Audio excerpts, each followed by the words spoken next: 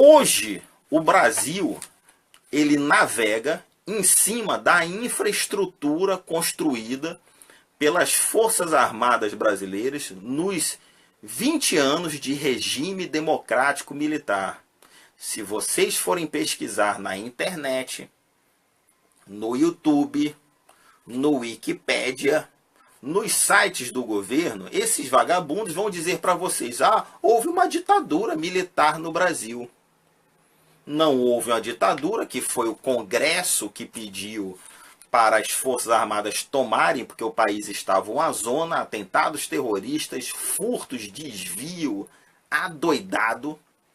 Naquela época o pessoal podia se manifestar nas ruas porque a mídia, a massa da mídia estava a favor do povo, o Congresso estava a favor do povo, todas as outras instituições e entidades civis estavam a favor do povo. Hoje todo mundo se corrompeu. Todos os comandos, não todas as instituições, mas praticamente todos os comandos estão corrompidos. Então, criou-se um estado ambíguo. Só, eu quero a melhora do Brasil para o futuro dos meus filhos e netos. Mas se melhorar muito, eu vou ser preso, a corja toda vai ser presa, todo mundo vai ser preso. E é assim, eles estão com medo, porque todo mundo roubou, né? Então eles estão com medo disso. Mas é assim que funciona. Toda a infraestrutura do Brasil, a luz que chega na sua casa, essa luz aí, ó, 99% de chance de ser do regime democrático militar. Todas as usinas nucleares e hidrelétricas foram construídas pelo Exército Brasileiro. Umas 2 ou 3 só que foram construídas depois, mas foi com projeto do governo militar. E teve uma só que foi através de entidades civis, que é uma que está em Goiás, eu acho, uma grande, ou em Tocantins, eu não me recordo agora.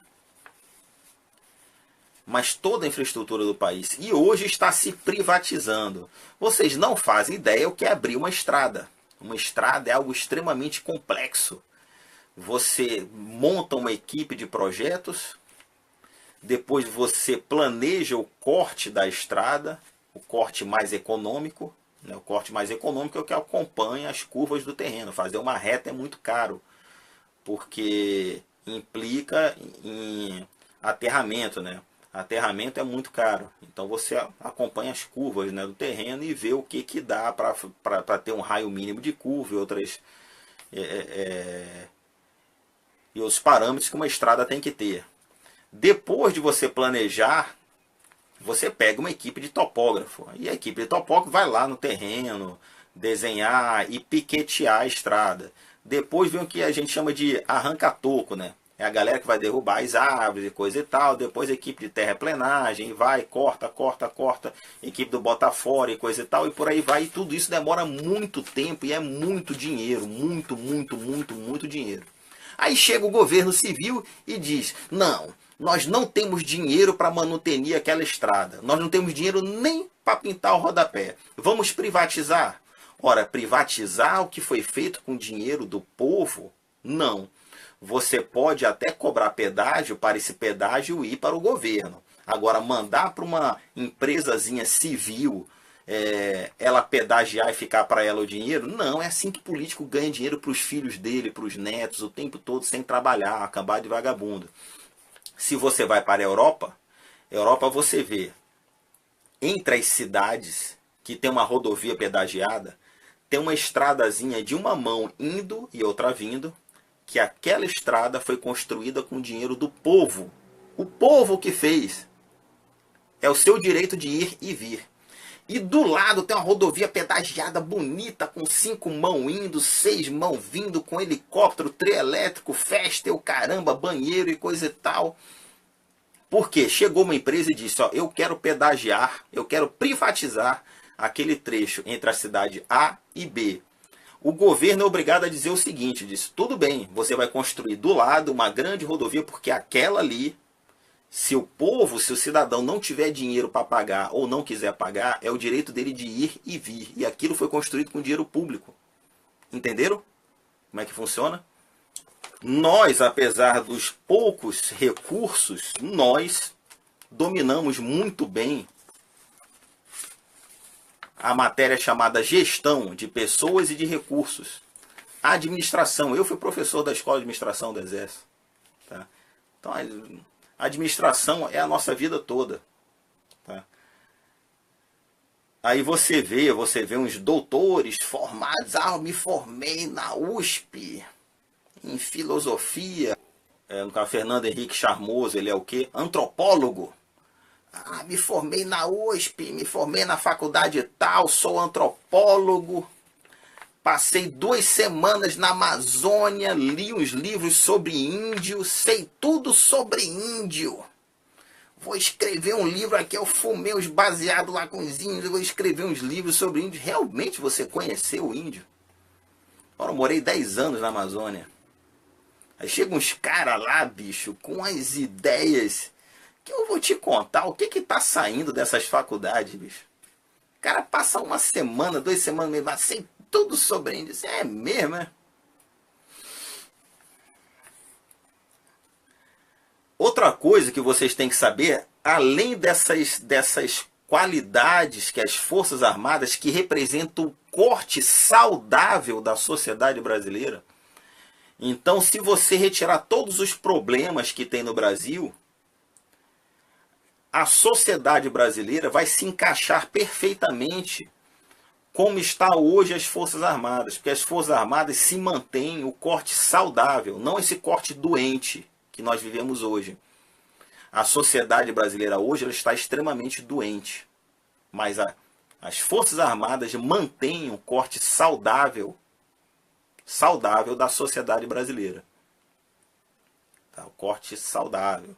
Como se a sociedade fosse legal. Vou explicar. Veja bem, a partir da hora que a esquerda começou a tentar destruir as Forças Armadas brasileiras, que representam o povo, até para o povo deixar de se espelhar nas Forças Armadas e procurar outras profissões, por causa do salário, por exemplo, aí começou a aumentar, porque antes estava na Constituição, policiais e bombeiros não podem ganhar mais do que as Forças Armadas, porque são forças auxiliares. Aí agora policial e bombeiro ganham o dobro, mais do que o dobro do que ganham as Forças Armadas brasileiras. Ora, e mesmo assim se mantém uma qualidade acima do normal. Só para relembrar para vocês, quando nenhuma polícia consegue resolver o problema, quem vai resolver são as Forças Armadas. Problema no Complexo da Maré, que durou alguns anos, diversas comunidades. Eu entrei em comunidades diversas vezes como comandante de companhia de segurança. Troquei muito tiro. Levei muito tiro de vagabundo. Mas também sentei o dedo em muito vagabundo. Nunca trouxe soldado meu para casa em saco preto. Defendi a minha corporação e os meus soldados, que são filhos de vocês. Ora, nas minhas mãos passaram em torno de 3.000 jovens, tanto como alunos, como soldados, e tenho orgulho de todos eles, porque o maior orgulho de um professor é ver os seus alunos se formarem e serem muito melhores do que vocês, do que nós, né? Eu tenho soldados que hoje são engenheiros-chefes da Ford e de diversos outros locais espalhados no mundo todo. E hoje, todos nós somos irmãos. Então, eu entrei em comunidade diversas vezes. Depois que começou a aparecer na TV, demorou muito para aparecer na TV. Por exemplo, vocês não sabem, mas teve combate diversas vezes nas fronteiras do Brasil, onde soldados brasileiros mataram terroristas das Farc. Soldados agora foram feridos nas fronteiras e nas comunidades do Rio de Janeiro, como alguns fuzileiros navais e outros do Exército, e vocês não sabem disso. Mas isso acontece sempre com a gente. Acontece sempre com a gente.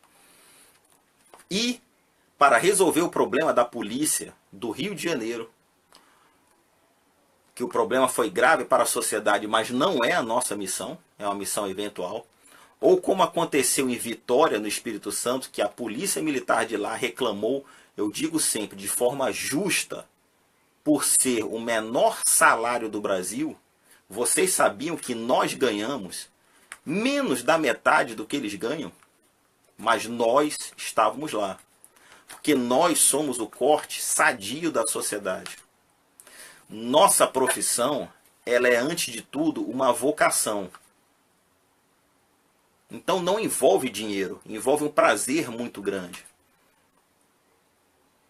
Então, apesar de levar tiro na cabeça, apesar de ganhar mal, apesar de passar diversas necessidades, se fosse para eu fazer tudo de novo, eu faria. É tipo professor, padre, é vocação, bicho. E algumas pessoas fazem das suas profissões vocação.